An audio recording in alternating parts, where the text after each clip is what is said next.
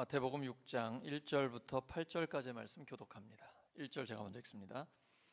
사람에게 보이려고 그들 앞에서 너희 의를 행하지 않도록 주의하라. 그리하지 아니하면 하늘에 계신 너희 아버지께 상을 받지 못하느니라. 그러므로 군대할 때 외식하는 자가 사람에게서 명을 받으려고 회당과 거리에서 한 것 같이 너희 앞에 나팔을 불리지 말라. 진실로 너에게 이르노니 그들은 자기 상을 이미 받았느니라. 너는 구제할 때에 오른손이 하는 것을 왼손이 모르게 하여 내 구제함을 은밀하게 하라. 은밀한 중에 보시는 너희 아버지께서 갚으시리라. 또 너희는 기도할 때에 외식하는 자와 같이 하지 말라. 그들은 사람에게 보이려고 회당과 큰 거리 어귀에 서서 기도하기를 좋아하느니라. 내가 진실로 너희에게 이르노니 그들은 자기 상을 이미 받았느니라. 너는 기도할 때 내 골방에 들어가 문을 닫고 은밀한 중에 계신 내 아버지께 기도하라. 은밀한 중에 보시는 내 아버지께서 갚으시리라. 또 기도할 때 이방인과 같이 중언부언하지 말라. 그들은 말을 많이 하여야 들으실 줄 생각하느니라. 그러므로 그들을 본받지 말라. 구하기 전에 너희에게 있어야 할 것을 하나님 너희 아버지께서 아시느니라. 아멘. 아멘. 다시 복음 앞에 17번째 시간, 은밀하게 보여주는 제자 훈련. 은밀하게 보여주는 제자 훈련이라는 제목으로 하나님 말씀 전하겠습니다. 은밀하게 보여준다. 보여주는 데 의도가 있지 않습니다. 방점은 은밀하게 있습니다. 예수님 그러셨죠? 공개적으로 기도하셨습니다. 그리고 그 기도의 내용을 제자들이 다 알아듣고 적을 수 있게 해주셨어요. 대표적인 내용이 요한복음 17장에 나오죠. 전체가 다 우리를 위한 예수님의 기도의 내용입니다. 그리고 은밀한 중에 은밀한 기도가 겟세마네 기도죠. 십자가를 지시기 전 땀방울이 핏방울이 될 때까지 그 고통과 괴로움 속에서 기도하셨는데 그것도 우리는 그 내용을 알고 있습니다. 은밀하게 기도하셨지만 제자들은 듣고 기억하고 있었고 그것을 기록에 남겼습니다. 그래서 우리가 예수님의 기도의 정신을 알고 있고 예수님이 언제 어떻게 기도했는지를 알고 따라할 수가 있는 것이죠. 은밀하게 해도 어쩔 수 없이 드러나는 경우가 있습니다. 그건 어떻게 할 수가 없잖아요. 그걸 통해서 우리가 예수님을 따라가는 것처럼 또 우리를 따라오는 사람들이 있게 되는 것이죠. 근데 신앙생활을 하다 보면 사람들은 다 인정받고자 하는 욕구가 있습니다. 이건 아주 기본적인 본능이죠. 그래서 이왕 예수님 믿는데 사람들한테 신앙 좋다, 정말 저 사람은 아주 영적인 사람이다, 이런 인정을 받고 싶잖아요. 그러니까 은근히 사람을 의식하게 되는 거예요. 오늘 예수님이 구제와 기도 이 두 가지를 말씀을 해주셨습니다. 구제를 하는데 오른손이 한 일을 왼손이 모르게 하라고 하십니다. 가능할까요?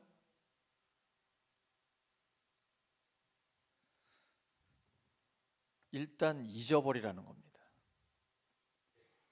네 걸 준 게 아니고 하나님의 것을 내가 관리하다가 없는 사람한테 전해준 것 뿐이니까 준 다음에는 잊어버리라는 거죠. 거저 받았으니 거저 주라. 구제할 마음을 주신 분도 하나님이고 구제 헌금을 드리게 하신 분도 하나님이고 또 전달을 하게 하신 분도 주님이기 때문에 그냥 나는 그 통로요 전달자일 뿐이다, 이렇게 생각하라라는 겁니다. 근데 말씀대로 되질 않아요. 누군가를 도와주고 나면 자꾸 그게 떠올라요. 왜 그게 자꾸 생각이 나는지 모르겠어요. 그래서 예수님께서는 의도적으로 그리고 의식적으로 기억하지 않으려고 노력하라라는 것입니다. 그렇지 않으면 우리가 조금만 방심해도 사람에게 보이려고 합니다. 그 재미가 쏠쏠하거든요. 아주 만족스럽습니다. 사람들이 이렇게 축혀 세워준단 말이에요. 칭찬을 해줘요. 좋잖아요. 이 사람은 참 너그러운 사람이야. 많은 사람들을 도와줘. 이거 좋은 거죠, 칭찬을 받으면. 근데 그걸로 이제 끝난 거예요. 사람들에게 인정을 받고 싶으면 거기에 대한 값을 치러야 합니다. 그래서 구제를 합니다. 그 다음에 사람들에게 칭찬을 받았습니다. 이제 거래는 끝났습니다. 더 이상 뭐 바라면 안 됩니다. 하늘에서는 아무것도 없어요. 하나님께는 이제 더 이상 인정받거나 상을 받을 수 없습니다. 왜냐하면 하나님은 모든 걸 다 보고 계시기 때문입니다. 구제는 꼭 필요합니다. 우리가 해야 돼요. 세상에는 계속해서 가난한 사람들과 어려운 사람들이 있습니다. 근데 하나님은 하나님의 자녀들이 그들을 도와주고 희망을 주며 살리기를 소망하고 계십니다. 우리가 할 일이에요. 특별히 이스라엘에서는 구제는 곧 의로운 행동입니다. 내가 하나님이 인정하는 의인이다라는 것은 구제하는 사람이에요. 오늘날은 우리가 자본주의 사회이기 때문에 이 돈으로 구제할 때 이 돈이라는 게 너무나 소중하잖아요. 우리에게 제일 중요한 게 있다 그러면 어쩌면 하나님 다음에는 사람이었으면 좋겠는데, 이 자본주의 사회에 살고 있다 보니까 자본, 이 돈에 많은 가치를 두고 있거든요. 예수님 시대에는 어땠을까요? 뭐가 그렇게 중요했을까요? 예수님 시대에도 돈이 엄청나게 중요했습니다. 예수님은 돈을 하나님과 거의 비슷한 수준에 올려놓으셨습니다. 예수님이 그러셨어요. 너희가 하나님과 돈을 겸하여 섬길 수 없다. 그 말은 돈이 하나님과 경쟁을 할 수 있는 수준의 그 정도의 인격체라는 얘기입니다.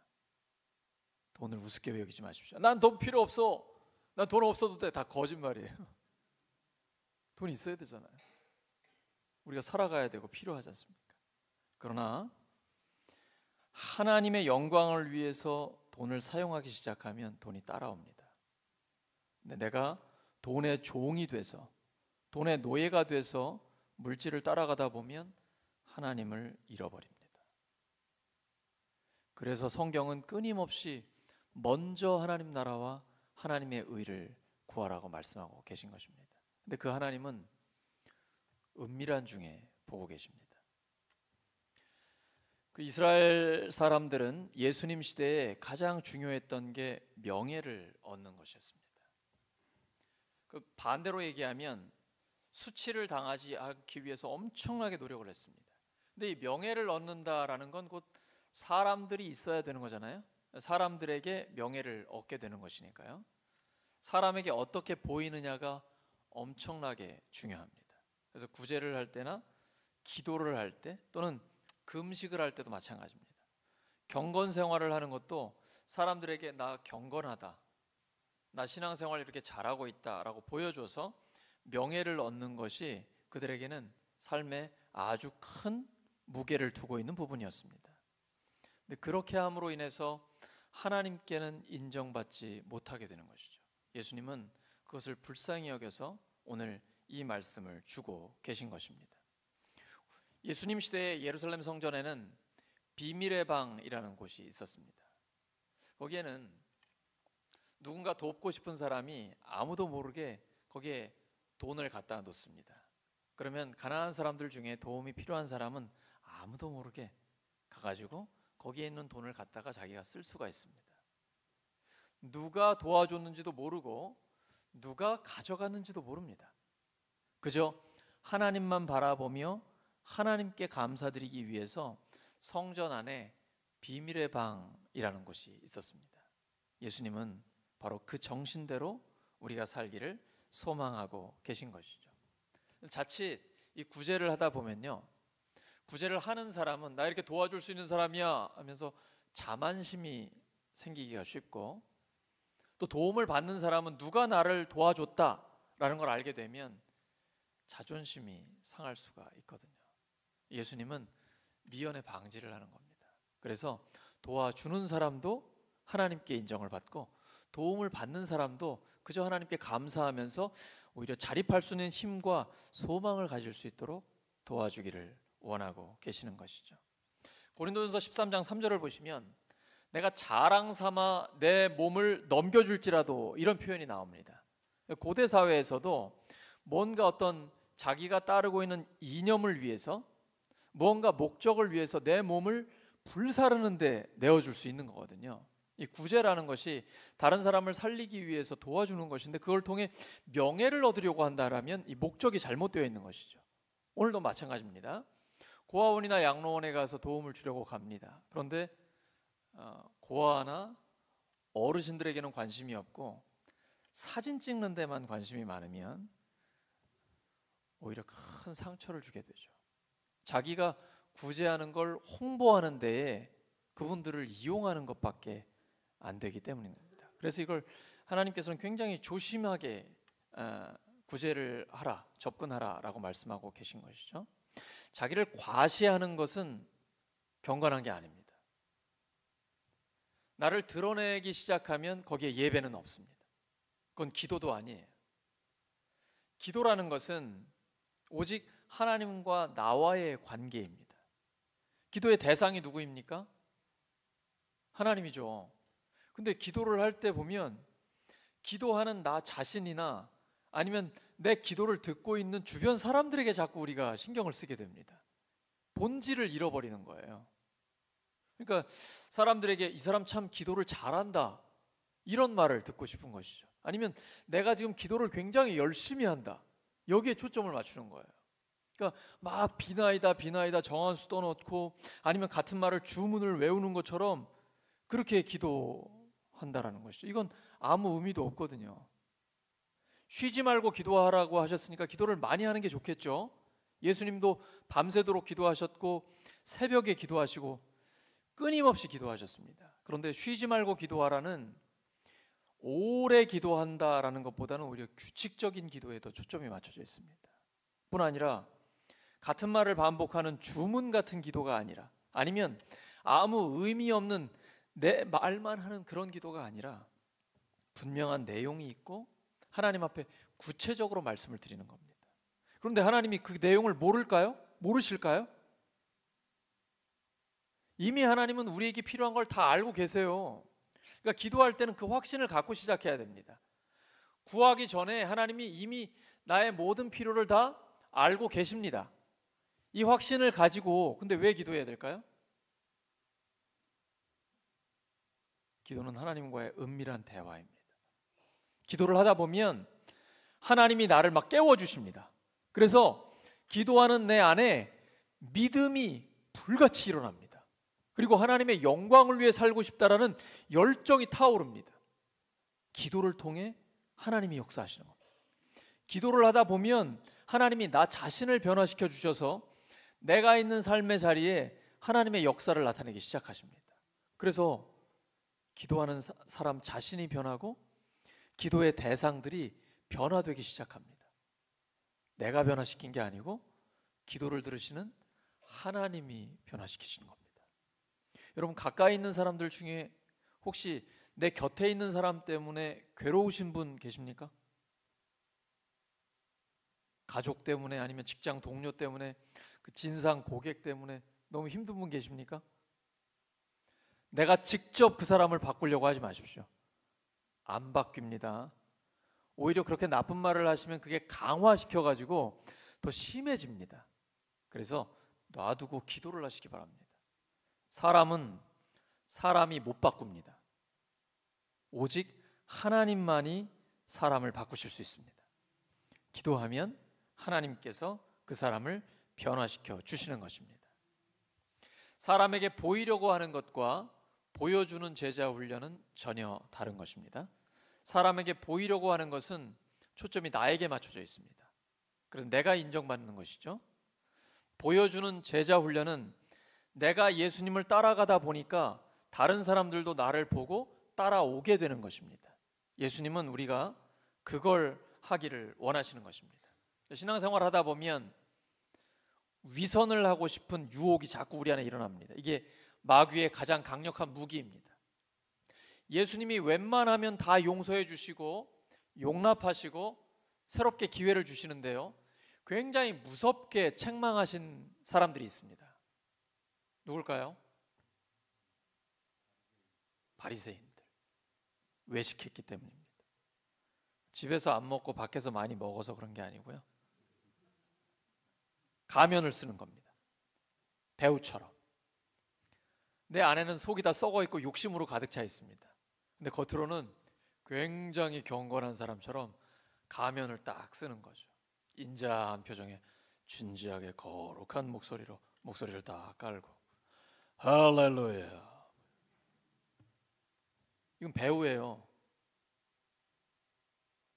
자기의 본질은 다 어딘가 사라지고 아주 경건한 사람을 연기하고 있는 겁니다.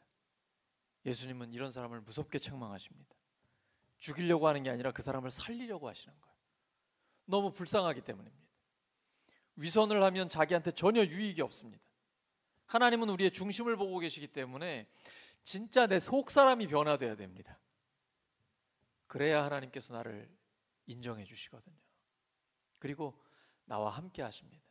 위선이라는 죄가 있으면 하나님이 함께 하시지 않습니다. 이사야서에 기록되어 있잖아요. 하나님과 우리 사이를 갈라놓는 것이 무엇입니까? 우리의 죄 때문입니다. 외식하지 않고 은밀한 중에 보시는 하나님께 칭찬받으려면 죄를 내려놓아야 됩니다. 끊어버려야 됩니다. 죄를 떠나야 됩니다. 이 외식하는 것, 위선하는 것을 이제는 내려놔야 됩니다. 끊어야 됩니다. 그때부터 하나님과의 친밀함이 회복되기 시작합니다. 성경에는 위선자들이 나와 있습니다. 구약의 아간 기억하시죠? 출애굽한 이스라엘 백성들이 가나안을 정복할 때 첫 번째 여리고성, 하나님의 은혜로 놀랍게 승리를 하게 됩니다. 근데 하나님 미리 말씀해 주세요. 아무것도 빼앗아 오지 마라. 전쟁에서 승리했으니까 전리품을 가져와야 되는데 아무것도 취하지 말라는 겁니다. 참 하나님 왜 그러세요? 순종해야 됩니다. 다들 하나님 말씀에 따르는입니다. 아간이 아무도 보는 사람 없으니까 아주 좋은 거 비싼 거를 몰래 가져다가 숨겨놨습니다. 사람들은 몰랐어요. 그것 때문에 아이성 공격에서 실패하고 맙니다. 여리고성보다 훨씬 더 쉬운 성이었습니다. 그런데 처참하게 패배를 당합니다. 그때 하나님께서 말씀하시죠. 너희 가운데 죄가 있다. 바로 아간의 위선입니다. 아무도 모르지만 하나님이 보고 계신다라는 것을 그는 간과했던 것이죠.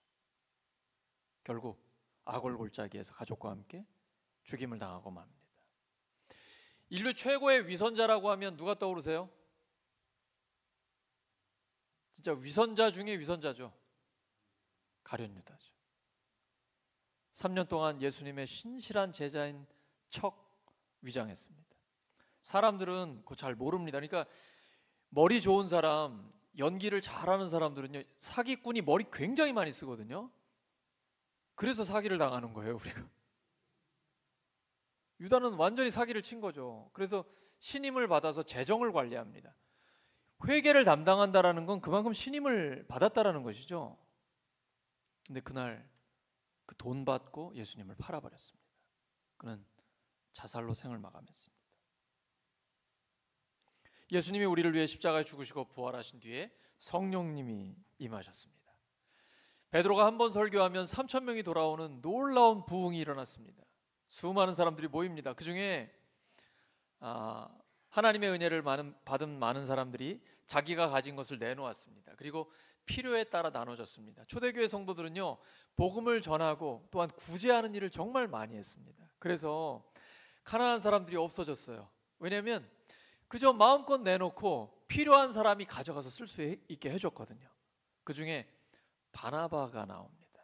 이 사람 자기 땅을 팔아 헌금으로 드렸습니다. 와, 그러니 사람들이 얼마나 칭송을 하고 인정했겠습니까? 아나니아 삽비라도 그렇게 되고 싶었습니다. 땅을 팔았습니다. 일부분을 남겨놨습니다. 근데 이 남겨놨다는 말을 하면 바나바처럼 인정을 못 받잖아요. 그 말을 안 하고 마치 땅값 전부를 가져온 것처럼 베드로에게 헌금을 드렸습니다. 성령님을 속일 수는 없습니다. 부부가 그 자리에서 다 죽게 됩니다. 이게 위선의 결과입니다. 하나님 앞에는 돈이 없으면 헌금을 안 드리면 됩니다. 헌금 못 드리면 어때요? 기도하면 되죠. 그리고 하나님의 영광을 위해 살고 싶다고 하면 하나님이 공급해 주십니다. 주시면 드리면 돼요. 교회는 돈보다 진실이 중요합니다. 하나님은 우리의 중심을 보고 계시기 때문입니다. 위선하면 이런 비참한 결과가 나타나게 됩니다. 그래서 우리는 항상 예수님을 바라봐야 됩니다. 구제를 하건 기도를 하건 어떠한 상황에서건 예수님이라면 어떻게 하실까? 예수님이라면 어떤 생각을 하실까? 어떤 결정을 하실까? 어떤 행동을 하실까? 예수님이라면 어떻게 하실까? 이것이 바로 진정한 경건 생활의 바른 태도입니다. 구제와 기도 두 가지를 말씀하시는데요. 먼저 구제를 보겠습니다. 마태복음 6장 3절과 4절입니다. 시작. 너는 구제할 때에 오른손이 하는 것을 왼손이 모르게 하여 내 구제함을 은밀하게 하라. 은밀한 중에 보시는 너희 아버지께서 갚으시리라. 구제하면서 표내지 말라는 겁니다. 내가 도와주고 있다. 이런 거 사람들에게 인정받으려고 하지 말라는 것이죠. 예수님이 그러셨습니다. 하나님이신데 사람이 되어 오셨습니다. 그것도 당시에는 좀 천대받았던 목수의 아들로 말구유에 태어나셨습니다. 예수님은 하나님이십니다. 엄청난 권능이 있으십니다. 그래서 바람과 파도도 잠잠케 하십니다. 죽은 자를 살리십니다. 사람들이 예수님을 왕으로 추대하려고 합니다.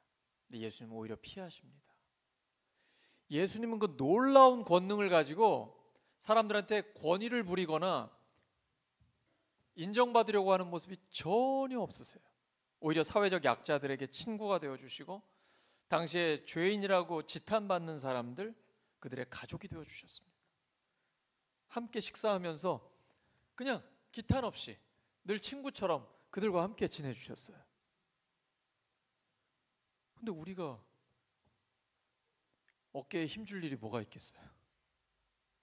우리 예수님의 제자잖아요. 자꾸 힘을 빼셔야 됩니다. 내가 힘을 빼면 하나님의 권능이 나타납니다. 내가 목에 힘을 주면 하나님의 역사는 나타나지 않습니다. 하나님은 교만한 자를 대적하시고 겸손한 자에게 은혜를 주시기 때문입니다. 옆 사람 마음껏 축복해 주시기 바랍니다. 힘을 빼시기 바랍니다.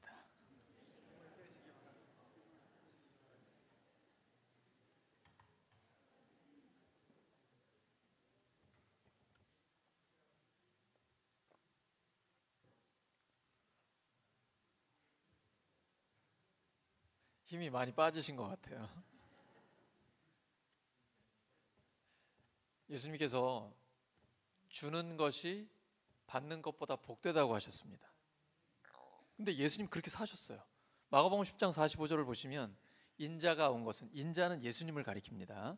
그러니까 영어로 하면 The Son of Man입니다. 그러니까 정관사가 있잖아요. 누군가를 가리키는 거예요. 그 누구냐면 다니엘서 7장에 나와 있는 한 사람과 같은 이, 한 사람의 아들과 같은 이라고 되어 있는데 그 사람이 메시아 구원의 주님이거든요. 근데 예수님이 내가 그 사람의 아들이다. 인자가 바로 그런 말입니다. 인자가 온 것은 섬김을 받으려 함이 아니라 도리어 섬기려 하고 많은 사람의 대속물로 자기 목숨을, 예수님의 생명을 주려 하심이라. 예수님은 이 땅에 주려고 오신 거예요. 엄청나게 주셨어요. 병든 자 고쳐주시고 상처받은 자 위로해 주시고 소외된 자는 친구가 되어주시고 죽은 자를 살리시고 배고픈 자 먹여주시고 다 주셨어요. 마지막에는 십자가에서 예수님의 생명까지 내어주셨습니다. 이렇게 모든 걸 우리에게 주셨기 때문에 이제 우리에게 말씀하시는 거예요. 너의 모든 것도 나에게 줘라. 하나님의 영광을 위해 쓰고 싶다. 우리 모든 인간관계에는 입금과 출금이 있습니다. 예금을 많이 하면 우리 거기서 빼서 쓸 수가 있는 것이죠. 예수님이 우리에게 엄청난 예금을 하신 거예요. 예수님의 모든 걸 우리에게 다 주셨어요. 그렇기 때문에 우리에게 너의 마음을 다하고 뜻을 다하고 목숨을 다하고 힘을 다해 하나님을 사랑하라 라고 말씀하시는 거예요. 그리고 우리의 모든 삶을 주께 올려드릴 때 가장 의미 있고 가치 있는 삶이 됩니다. 우리를 이 땅에 보내신 하나님의 목적을 이루게 되는 것이죠. 그 다음에 기도에 대해서 예수님이 말씀을 해주고 계십니다. 기도는 하나님과의 진실한 대화죠. 하나님은 우리의 모든 사정을 이미 다 알고 계세요. 그래서 하나님한테 뭘 알려드리려고 하지 마세요. 이미 다 알고 계세요. 근데 시편에 기록되어 있는 것처럼 우리가 억울한 일을 당하거나 너무 괴롭거나 하면 하나님 앞에 다 쏟아놓는 거예요. 이런 건 필요합니다. 하나님 다 알고 계시지만 다 쏟아놓는 거예요. 울며 불며. 그때 하나님께서 우리의 마음에 시원함과 위로를 주세요. 그리고 원수 갚는 거 이런 건 다 하나님께 맡겨드리니까 하나님이 다 알아서 만져주세요. 모든 걸 합력해 선을 이루어 주십니다. 기도는 하나님과 진실하게 대화를 하는 겁니다. 그래서 내가 말을 하는 것보다 듣는 것이 훨씬 더 중요합니다. 왜냐하면 내가 갖고 있는 지식이나 경험은 너무 부족하거든요. 근데 하나님은 모든 정보를 다 갖고 계세요. 그래서 하나님의 정보를 자꾸 빼오시기 바랍니다. 그러려면 잘 들으셔야 돼요. 듣는 기도가 중요합니다. 하나님 앞에 말씀을 드린 다음에는 성경을 통해서 하나님이 뭐라고 말씀하시나 귀를 기울이시기 바랍니다. 하나님이 어떤 때 감동을 주십니다. 어떤 생각을 나게 해주세요. 이게 성령의 역사거든요.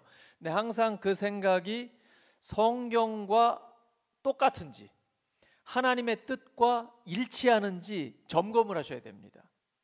갑자기 어떤 생각이 떠올랐는데 하나님의 생각과는 전혀 달라요. 그러면 그것은 하나님의 뜻이 아니에요. 어쩌면 내가 기도하려고 할 때 마귀가 속삭이고 있는지도 몰라요. 이런 영 분별을 하셔야 됩니다. 기도 시간 가운데는 특별히 영 분별을 하셔야 돼요. 성령의 생각과 마귀의 생각은 전혀 다릅니다.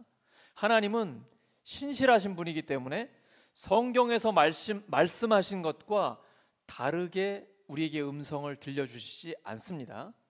구체적인 예를 하나 들어드릴게요. 하나님은 가정을 만들어 주셔서 남편과 아내를 하나님께서 만나게 하시고 부부로서 살아가게 하시죠. 근데 예를 들어 어느 아가씨가 하나님 앞에 기도를 하고 있는데 너 이제 해외에 선교를 나가라. 그런데 너 담임 목사랑 결혼을 해서 나가라. 예를 들어 이런 생각이 딱 들었다고 그래봐요. 자, 이게 하나님의 생각입니까? 마귀의 소리입니까? 마귀 소리죠. 이런 분별을 하셔야 돼요. 그러니까 항상 기도할 때 어떤 생각이 들어오고 감동이 오면 성경과 일치하는지 그렇지 않은지를 분별을 하셔야 됩니다. 그리고 기도할 때는 예수님의 이 말씀을 기억하셔야 됩니다. 누가복음 18장 1절입니다. 시작. 예수께서 제자들에게 늘 기도하고 낙심하지 말아야 한다는 뜻으로 비유를 하나 말씀하셨다. 예수님이 기도를 위한 비유를 계속 말씀해 주세요. 그 목적이 뭐냐면 항상 기도하고 낙심하지 말라는 거예요.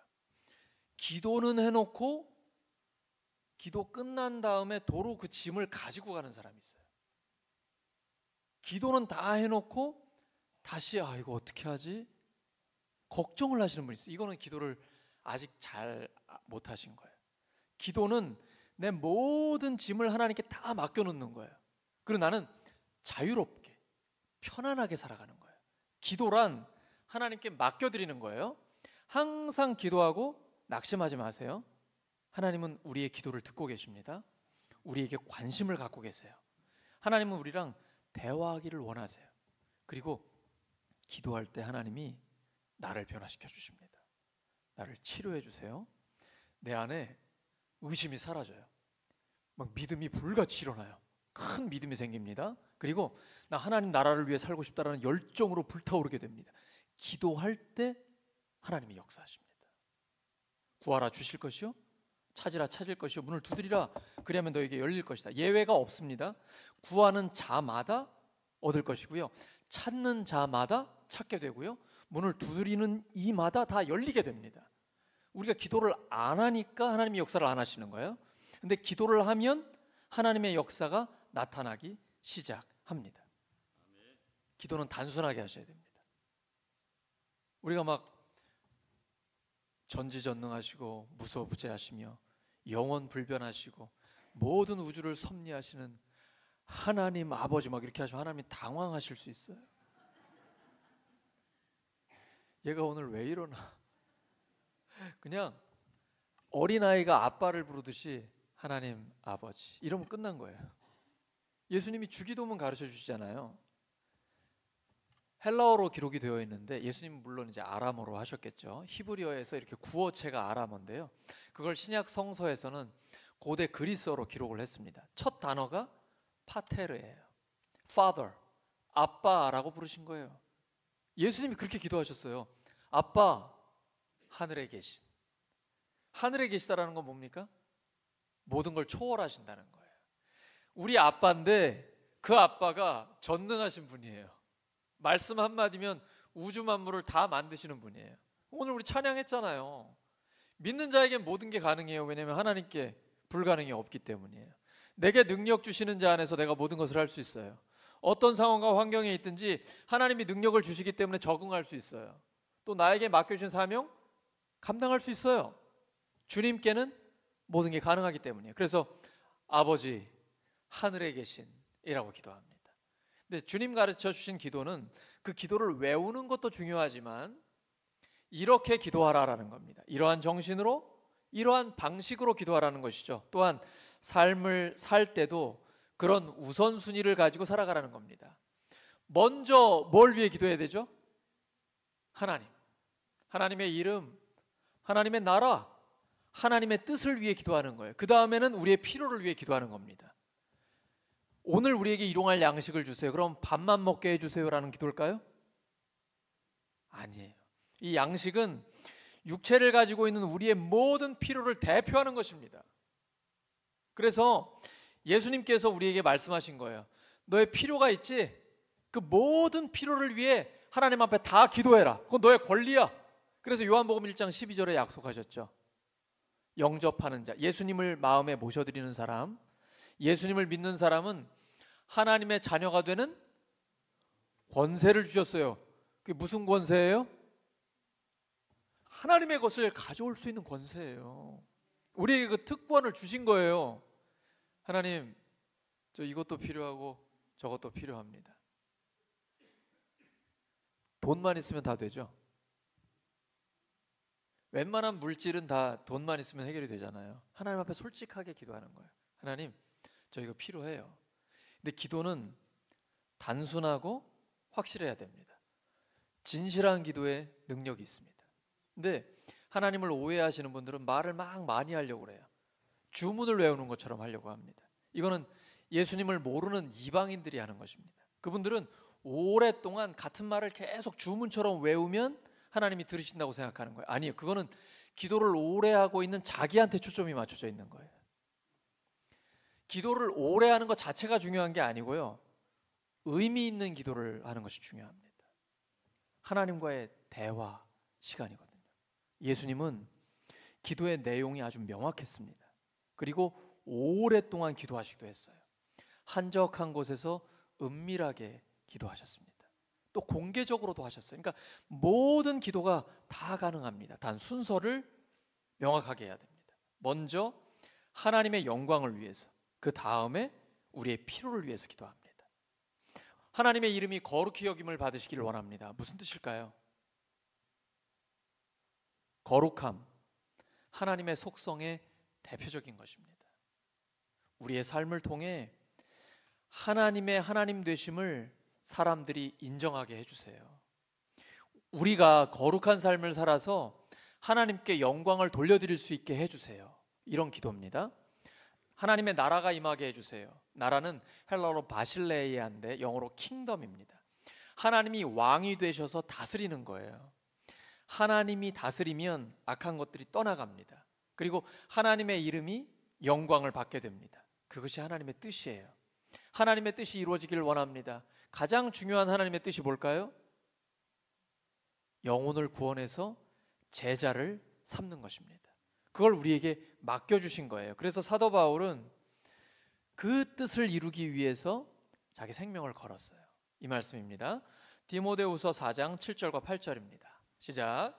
나는 선한 싸움을 싸우고 나의 달려갈 길을 마치고 믿음을 지켰으니 이제 후로는 나를 위하여 의의 면류관이 예비되었으므로 주 곧 의로우신 재판장이 그날에 내게 주실 것이며 내게만 아니라 주의 나타나심을 사모하는 모든 자에게도니라. 지금 선한 싸움을 싸우고 계시죠? 신앙생활은 영적인 싸움입니다.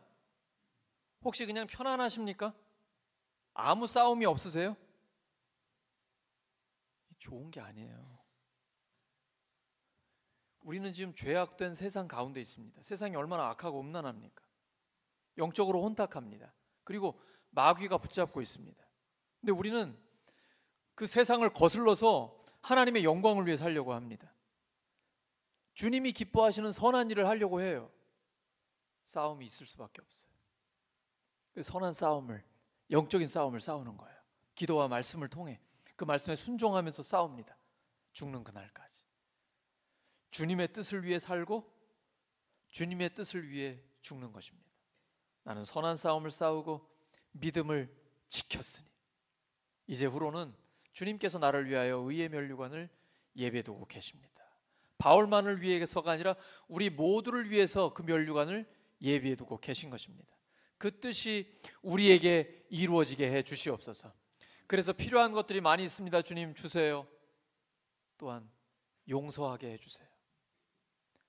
내가 용서하지 않으면 나도 용서받지 못합니다.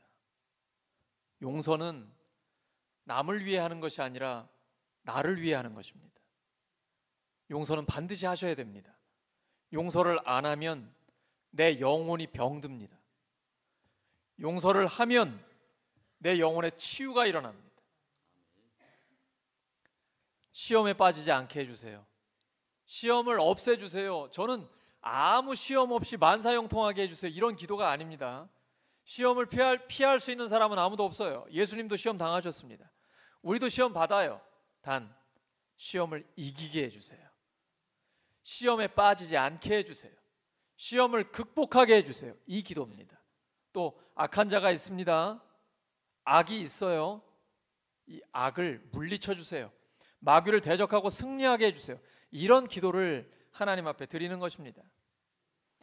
이런 우리에게 하나님의 약속이 있습니다. 빌립보서 4장 19절입니다. 시작. 나의 하나님이 그리스도 예수 안에서 영광 가운데 그 풍성한 대로 너희 모든 쓸 것을 채우시리라. 사도 바울이 빌립보 교회 성도들에게 축복한 내용입니다. 빌립보 교회 성도들도 가난하고 어려운 상황인데 하나님의 나라를 위해서 헌금을 드리니까요, 바울이 너무 감사한 거예요. 그리고 축복하며 기도합니다. 나의 하나님이 그리스도 예수 안에서 영광 가운데 풍성한 대로 너희 모든 필요한 것을 채우시리라. 하나님은 이런 분입니다. 하나님을 신뢰하고 내가 하나님의 영광을 위해 드리면 하나님께서 그리스도 예수 안에서 영광 가운데 풍성한 대로 우리의 모든 필요한 것을 넘치도록 채워 주십니다. 말씀 정리합니다. 예수님은 우리에게 하나님을 기쁘시게 하고 사람에게 보이려고 하지 말라고 하십니다. 특별히 구제와 기도를 할 때 그렇습니다. 이게 우리가 그럴 위험이 높기 때문에 예방 주사를 놔주시는 거거든요. 우리는 은밀한 중에 보고 계신 하나님의 영광을 위해서 은밀한 가운데 구제하고 기도하는 그런 선한 삶을 살기를 예수 그리스도의 이름으로 축원합니다. 말씀을 기억하면서 합심 기도하겠습니다. 하나님 아버지, 예수님 저희들에게 주신 말씀대로 저희들 은밀한 중에 하나님만 바라보며 구제하고 기도하며 경건 생활을 하기를 원합니다. 은밀한 가운데 예수님을 따라가면서 보여주는 제자 훈련이 돼서 점점 더 예수님을 따르는 제자들이 많아지는 울산선결교회와 각 목장들이 될 수 있도록 도와주시옵소서. 하나님, 사람에게 보이려고 하고 인정받으려고 하는 유혹이 많습니다. 그 유혹을 끊을 수 있도록 용기 주시고 믿음 주시옵소서. 그리고 그러한 유혹을 당할 때마다 성령님께서 저희들에게 주님의 말씀을 떠올려 주시옵소서. 그래서 위선을 끊어버리고 은밀한 가운데 하나님만 바라보며 저희들이 기도하고 구제하고 금식하고 이러한 하나님이 인정하시는 의로운 삶을 살아갈 수 있도록 도와주시옵소서. 더 많은 사람들을 살리고 또 은밀한 가운데 책임지시고 채워주시는 하나님을 깊이 경험할 수 있도록 도와주시옵소서. 감사합니다. 주님 감사합니다. 다시 한번 믿음으로 결단하는 시간 되게 해주시옵소서.